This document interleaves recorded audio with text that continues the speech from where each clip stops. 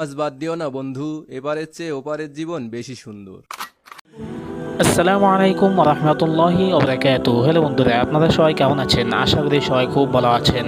বন্ধুরা, আপনারা কি জানেন কোনো ব্যক্তি যদি অসুস্থ হয় তাহলে আল্লাহ পাক তার প্রতিদিন কি দেয়? তো চলুন জেনে আসি। হাদিসে এসেছে, আন আবি হুরায়রা রাদিয়াল্লাহু তাআলা আনহু ক্বালা রাসূলুল্লাহ সাল্লাল্লাহু আলাইহি ওয়াসাল্লাম মান ইউরিদিল্লাহু খায়রান ইউসিবহু মিনহু।